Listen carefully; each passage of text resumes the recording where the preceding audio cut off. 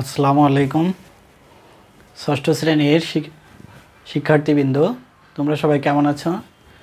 আশা করি তোমরা সবাই ভালো আছো। রাজধানী আইডিয়াল স্কুলের ষষ্ঠ শ্রেণীর সকল শিক্ষার্থীবৃন্দ, আজকের গণিত ক্লাসে তোমাদের সকলকে স্বাগতম। রাজধানী আইডিয়াল স্কুলের নিয়মিত অনলাইন ক্লাসের আজকে আমি তোমাদের গণিত বইয়ের 1.3 অনুশীলনীটির গাণিতিক সমস্যা নিয়ে আলোচনা করব। ষষ্ঠ শ্রেণীর শিক্ষার্থীবৃন্দ, পূর্বের ক্লাসে আমি দেখো 1.1, 1.2, 1.3 অনুশীলনীটির 11 নম্বর গাণিতিক সমস্যা সম্পর্কে আলোচনা করেছিলাম। 1.3-এর আরও দুইটি অঙ্কে আমাদের 12 এবং 13, আজকে এই দুটি আলোচনা করব এবং এই অনুশীলনীর উদাহরণের কিছু গাণিতিক সমস্যা নিয়ে আলোচনা করব। শিক্ষার্থীবৃন্দ, তাহলে চলো দেখি আমাদের 1.3 অনুশীলনীটির 1.3 এর কত নাম্বার? 12 নাম্বার।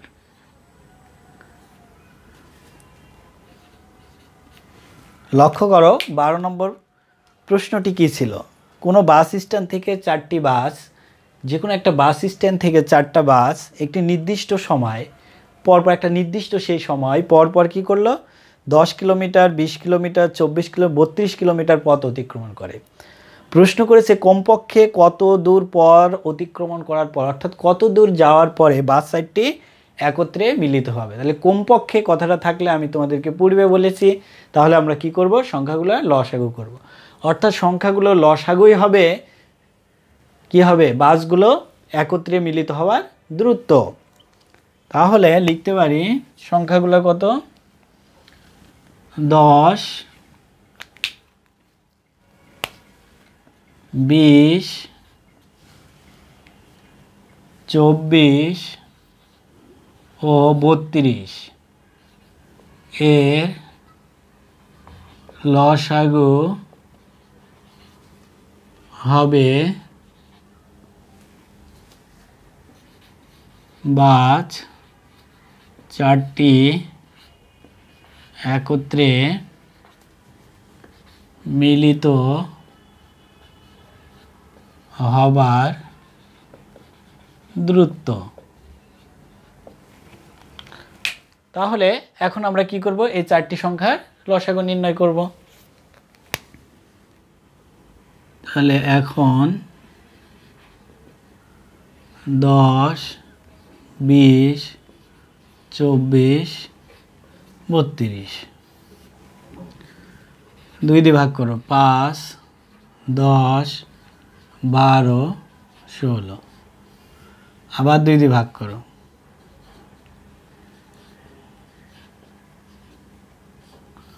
আবার 2 দিয়ে ভাগ করো।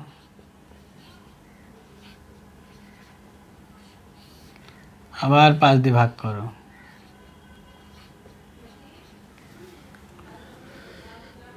সুতরাং লসাগু 2 গুণ 2 গুণ 2, 3 গুণ 4 গুণ 5। তাহলে সংখ্যাগুলো গুণ করে দিই। 2 দুগুণে 4, 4 দুগুণে 8, 3 8 24 আর 20, 24 আর 20 গুণ করো। 24 দুগুণে 48, 0, 480। তাহলে নির্ণয় দূরত্ব পেয়ে গেছি 480 কিলোমিটার। সুতরাং নির্ণয় দূরত্ব 480 কিলোমিটার, এটাই উত্তর হবে। বলেছে কত দূর যাওয়ার পর, অর্থাৎ 480 কিলোমিটার পথ অতিক্রমণ করার পর বাস সাইডটি একত্রে মিলিত হবে। শিক্ষার্থীবৃন্দ, তাহলে আশা করি তোমরা এই 12 নম্বর অঙ্কটি তো সবাই বুঝতে পেরেছ। কিছুই না, আমরা 4টি সংখ্যা লসাগু করেছি। লসাগু যে মানটি হচ্ছে সেটি 4টি বাস একত্রে মিলিত হবার দূরত্ব। আমরা এখন পরবর্তী গাণিতিক সমস্যাটি দেখি।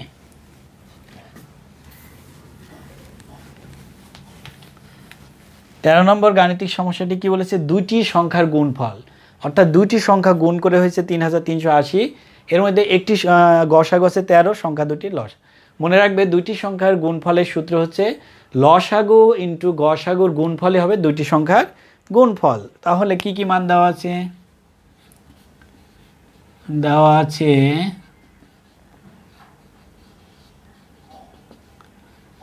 দুইটি সংখ্যার গুণফল 3380। আর কি দেওয়া আছে? গসাগু, এবং গসাগু সমান হচ্ছে 13। এখন প্রশ্ন করেছে কি লসাগু কত। তাহলে আমরা কি জানি? জানি দুইটি সংখ্যার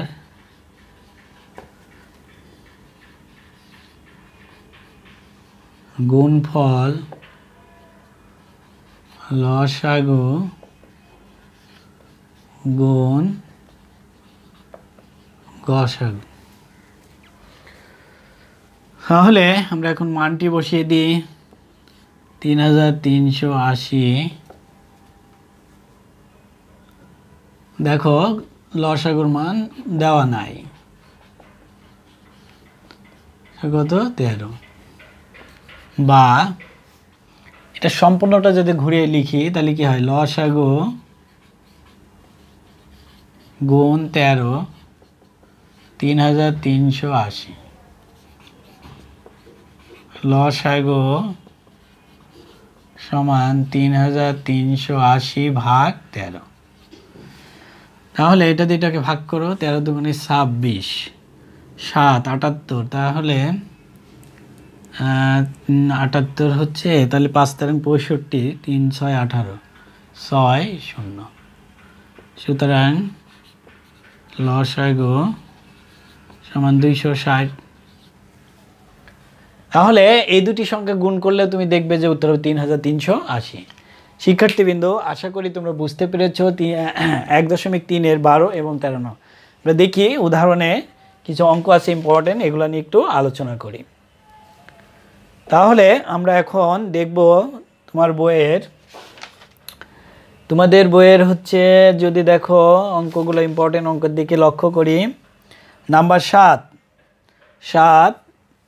একটি অঙ্ক করলে আমরা 7 এবং 10 এই দুটি অঙ্ক নিয়ে একটু আলোচনা করি। কারণ এই অধ্যায়ের আমাদের মূল যে অঙ্কগুলো গাণিতিক সমস্যা অনুশীলন এগুলো করেছি, আশা করি তোমরা এই দুটি বুঝতে পারবে। প্রথমে উদাহরণ 7 বলেছে কোনো বৃহত্তম সংখ্যা দ্বারা 365 ও 463 বলছে কোন বৃহত্তম সংখ্যা দ্বারা। আমরা সেই সংখ্যাটা জানি না, ভাগ করলে ভাগশেষ 5 7 থাকে।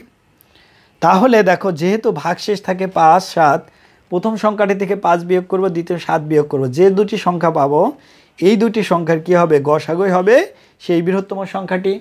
আশা করি এটা বুঝতে পেরেছ। এটা করার প্রয়োজন নাই, পরেরটিও করার প্রয়োজন নাই। আমরা সৃজনশীল অঙ্কটি নিয়ে আলোচনা করতে পারি। তাহলে দেখো পরবর্তী যে গাণিতিক সমস্যাটি, আরেকটা অঙ্ক আছে ইম্পর্টেন্ট, উদাহরণ 9। এটাও পরীক্ষায় আসে মাঝে মাঝে। কোন ক্ষুদ্রতম সংখ্যার সাথে 5 যোগ করলে, সে কোন ক্ষুদ্রতম যোগ করলে যোগফল 16 24 ও 32 দিয়ে নিঃশেষে বিভাজ্য হবে। এই ধরনের অঙ্ক আমরা অনুশীলনতে করেছি, অর্থাৎ 16 24 32-এর লসাগু থেকে 5 কমই হবে সেই ক্ষুদ্রতম সংখ্যাটি। তাহলে লিখতে পারি নির্ণেয় ক্ষুদ্রতম সংখ্যাটি হবে কত কত 16 24 ও 32 এর ক্ষুদ্রতম বলেছে। তাহলে লসাগু থেকে 5 কম। তাহলে আমরা এখন লসাগু করে ফেলি। এখন 16, 24, 32 ইউক্লিডীয় পদ্ধতিতে আমরা লসাগু করি। 8 দুগুণে 16, 12 দুগুণে 24, 16 দুগুণে 32, 4 দুগুণে 8, 6 দুগুণে 12, 8 দুগুণে 16, 4, 3 দুগুণে 6, 4 দুগুণে 8। আরেকটু ভাগ করা যায় 2 দিয়ে, 2কে 2, 3-এ যায় না, 2 দুগুণে 4। তাহলে সুতরাং লসাগু সমান 1, 2, 3, 4, 5, 2, 3, 4, 5 গুণ 3। এবার গুণ করো, 2 দুগুণে 4, 2 দিয়ে 4 16, 16 দুগুণে 32, 32কে তুমি 3 দিয়ে গুণ করবা, তাহলে 3 দুগুণে 6, 3 3কে 9। দেখো তাহলে এর থেকে কি হবে, 5 কম। তাহলে সুতরাং নির্ণেয় ক্ষুদ্রতম সংখ্যাটি সমান 96 বিয়োগ 5, তাহলে 91। দেখো তোমার বইয়ে এটি করা আছে। তাহলে আশা করি তোমরা এটা একটু বুঝতে পেরেছো। যেহেতু ক্ষুদ্রতম সংখ্যা, এই জন্য আমরা লসাগু করেছি এবং 5 যোগ করলে বলেছে, তাহলে আমরা দেখো থেকে 5 বিয়োগ করে দিয়েছি। এখন একটা ইম্পর্টেন্ট সৃজনশীল প্রশ্ন নিয়ে আলোচনা করব।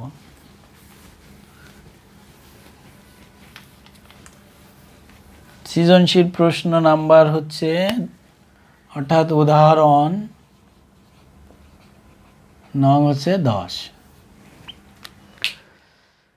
লক্ষ্য করো 10 নম্বর অঙ্কটি কি আছে। 159টি আম, 227টি জাম, 401টি লিচু। আচ্ছা, এটা প্রথম ঝুড়িতে আছে আম, দ্বিতীয় ঝুড়িতে জাম, তৃতীয় ঝুড়িতে লিচু। প্রথম প্রশ্নটি করেছে, ক নম্বর যে প্রশ্নটি সেটা দেখো কি আছে। বলছে 159-এর গুণনীয়কগুলো নির্ণয় করে মৌলিক গুণনীয়কগুলো আলাদা করো। অর্থাৎ প্রত্যেকটার গুণনীয়ক আগে নির্ণয় করতে বলেছে। 159-এর গুণনীয়ক, তাহলে দেখো 159, প্রথমে 1 তো হবেই। যদি এইভাবে না করো, তোমার বইয়ের মতো যদি করতে চাও, তাহলে 1 গুণ 159। এখন সিরিয়ালে দেখবে একের পরে ক্যালকুলেটর 2 দিকে ভাগ করা যায় নাকি। 7 দুগুণে 14, 2 দিয়ে যায় না। 3 দিয়ে যায় না, কে দেখবে 3 5 15, 3 দিয়ে, তার মানে 3 দিয়ে যায়। তাহলে 3 5 15, 3 3কে 9, তাহলে 53। এই যে দেখো দুটো মৌলিক সংখ্যা পেয়ে গেছি, একে আর ভাগ করা যাবে না। তাহলে সুতরাং 159 এর গুণনীয়ক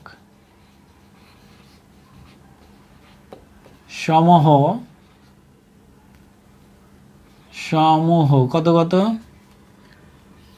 1, 3, 53, 59।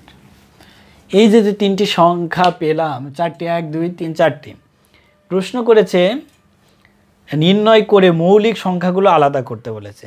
তাহলে এর মধ্যে মৌলিক গুণনীয়ক কোনগুলা? সুতরাং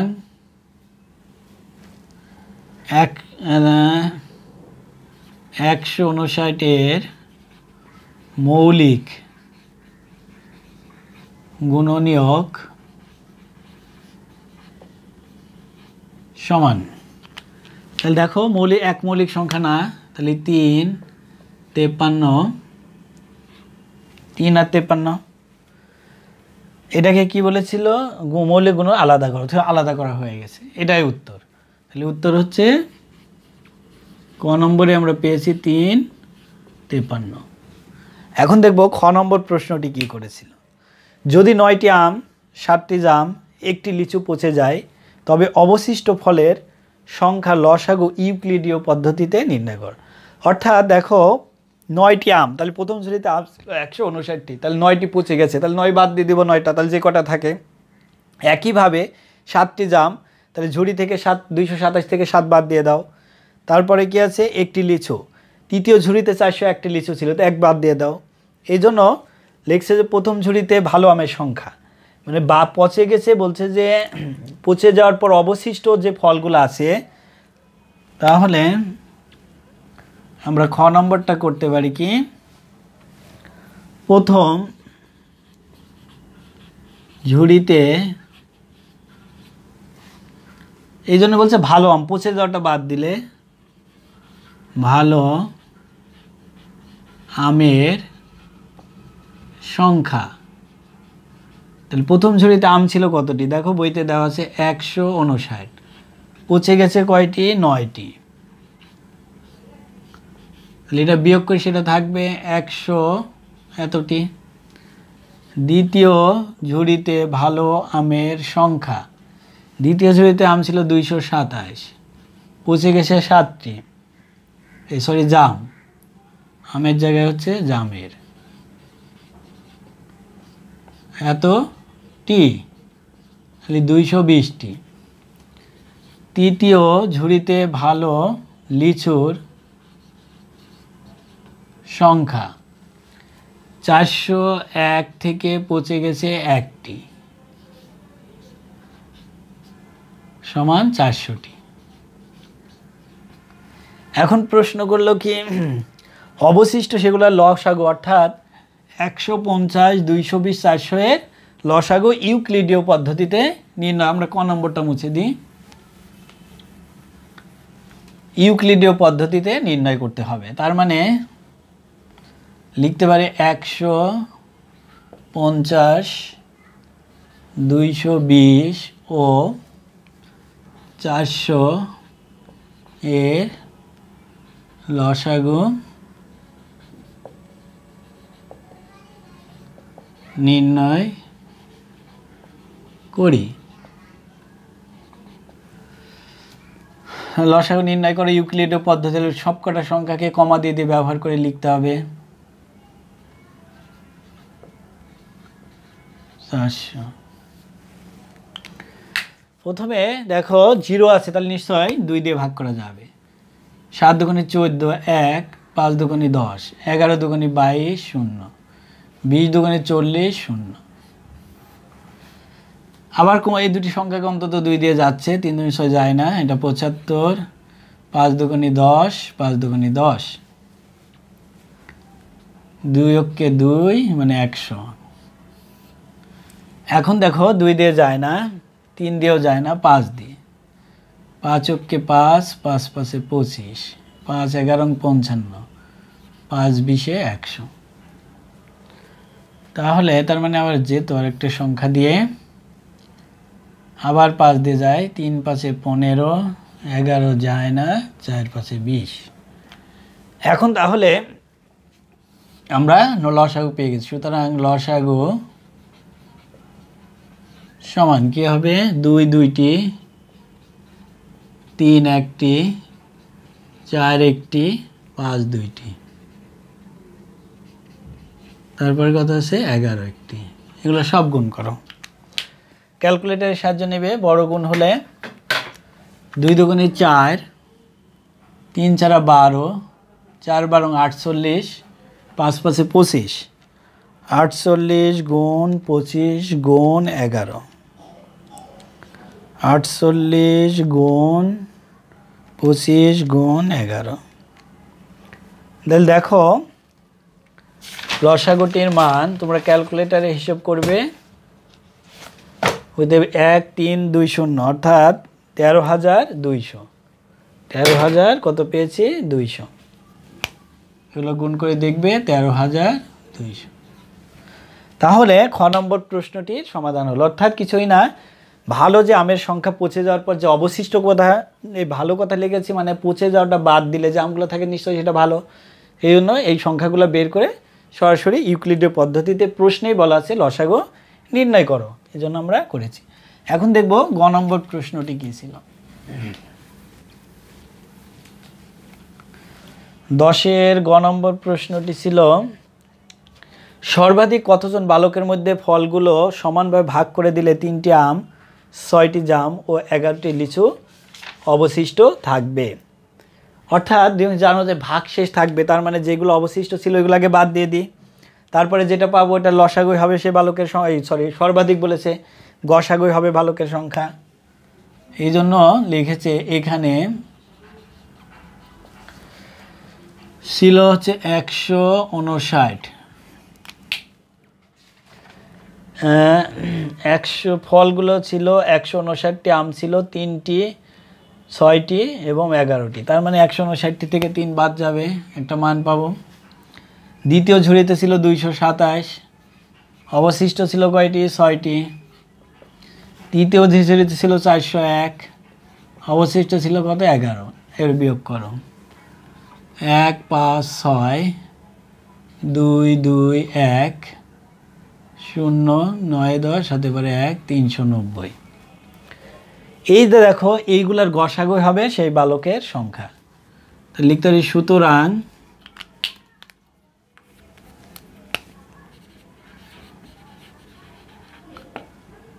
একশো 56, 221 ও 390 এর গসাগুই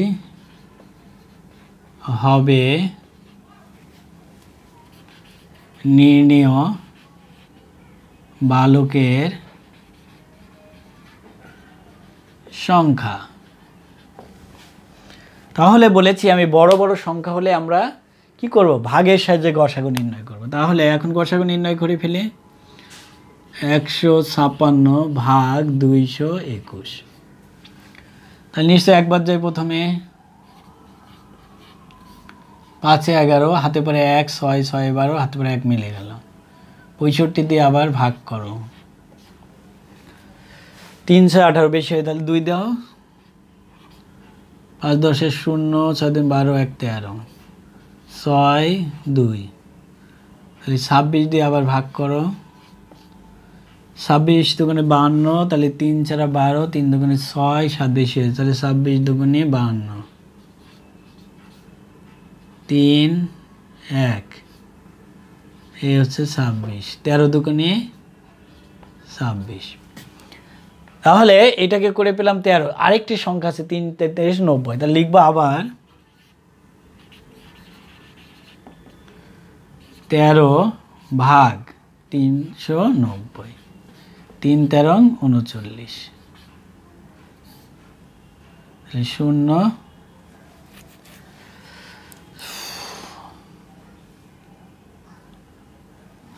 3 13 39, ঠিক আছে। তো হ্যাঁ, তাহলে এখানে আসলো 0 0 0, তার মানে 30। তাহলে বালকের সংখ্যা হবে 30 জন। এই 30 জন বালকের মধ্যে সমানভাবে ভাগ করে যাবা। সাইডে তুমি দেখতে পারো এখানে আমরা অন্য মৌলিক গুণমানের সাহায্যে কিন্তু আমরা গসাগু নির্ণয় করতে পারি। তাহলে এখানে এখন আমরা বালকের সংখ্যা পেয়েছি কত? সুতরাং নির্ণেয় বালকের সংখ্যা কতজন বলো তো? 13 জন। এই 13 জন বালকের মধ্যেই এই ফলগুলো সমানভাবে ভাগ করে দেওয়া সম্ভব। শিক্ষার্থীবৃন্দ, আশা করি তোমরা বুঝতে পেরেছ। আজকে আমরা 1.3 অনুশীলনটি সমাপ্ত করলাম। অর্থাৎ অনুশীলনী এবং উদাহরণ আমাদের রাজধানী আইডিয়াল স্কুলের অর্ধবার্ষিকের পূর্ব প্রস্তুতির সিলেবাস অনুসারে আমরা পাটিগণিতের 3টি অধ্যায় সমাপ্ত করেছি। আরেকটি অধ্যায় আছে আমাদের। আমরা পরবর্তী ক্লাসে আমরা হয় পাটিগণিতের একটি অধ্যায় অথবা বীজগণিতের একটি অধ্যায় নিয়ে আলোচনা করব। শিক্ষার্থীবৃন্দ, সেই পর্যন্ত তোমরা ভালো থাকবে। পরবর্তী ক্লাসে আবার কথা হবে। খুদা হাফেজ।